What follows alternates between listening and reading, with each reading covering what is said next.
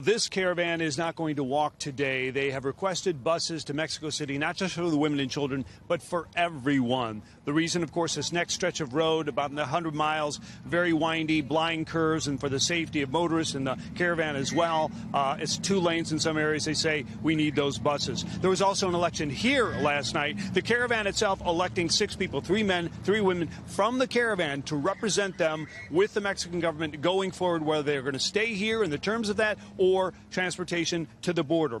Also, the caravan is shrinking from 7 to probably now below 5,000. Some people think it's too slow. There are medical issues. Some have taken the train. We talked to the Red Cross yesterday. Swollen glands, inflamed muscles, obviously blisters on the feet. Some people can't continue forward. Some will stay here in Mexico. Also, we did speak to a man who was deported from the U.S. for human trafficking. He says he will stay here in Mexico or try to make it to Canada. I don't want to cross the border and running from the border patrol and all this stuff. No, I just want to be legal and safe. So there was a rally here last night. It lasted about 2 hours. They showed the movie Coco, yet no mention of President Trump or the changes that are going on in the U.S. that will dramatically affect their future. No mention of the military, changes in asylum rules, shelters or tent cities on the border, or potentially how long they could be stuck in places like Tijuana.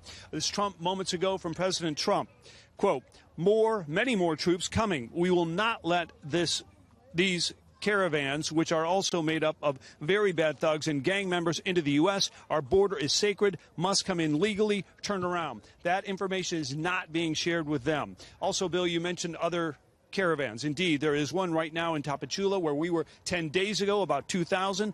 There's another caravan on the Guatemala-Mexican border on the south side in Tecunamán, about 2,000. And finally, that caravan is waiting for a third coming up through El Salvador.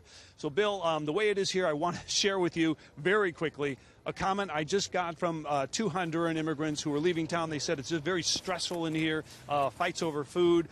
This area is kind of like a public bathroom. It stinks. But they said, of course, President Trump has to say that. If he said he was letting us in, all of Honduras would come to the U.S.